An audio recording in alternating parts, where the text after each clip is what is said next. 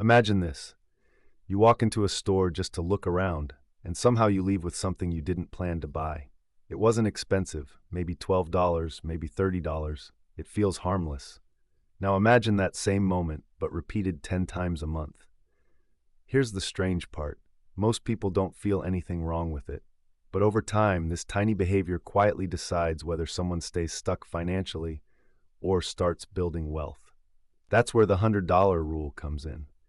Most people think financial success is about big moves, like earning more money, investing in stocks, or starting a business. But in reality, wealth often disappears in the opposite direction, through small, unnoticed decisions.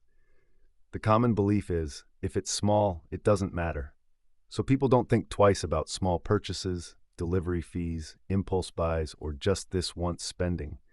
But this mindset creates a hidden problem, because money doesn't leave your life in big dramatic exits. It leaks. A few dollars here, a few dollars there, until suddenly there's nothing left at the end of the month. Now here's where the $100 rule changes everything. The rule is simple. Before you spend anything non-essential, ask yourself one question. Will I still remember this purchase after $100 of similar spending? Let's break that down. One coffee doesn't matter, but 10 coffees become 50, then $100, then $300 per month. One online order feels small, but repeated small orders quietly become a lifestyle. The $100 rule forces your brain to zoom out. Instead of seeing a single purchase, you start seeing patterns. And patterns are where wealth is either built or destroyed. Here's the psychological truth most people miss. Your brain is terrible at tracking small losses. It focuses on the present emotion, comfort, convenience, pleasure. But wealth thinking works in reverse. Rich thinkers don't just ask, can I afford this? They ask, what does this become over time? Because $5 is never just $5. It's a behavior. And behaviors scale silently. Poor thinkers optimize for right now. Wealth thinkers optimize for repetition. That difference sounds small, but it shapes everything. So what should you actually do?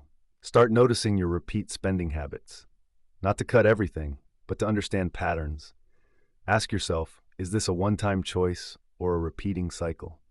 If it repeats, it's not a purchase anymore. It's a system.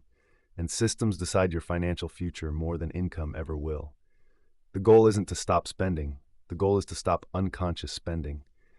Because awareness alone changes behavior faster than any budget ever will. So the next time you're about to spend a few dollars on something small, pause for a second.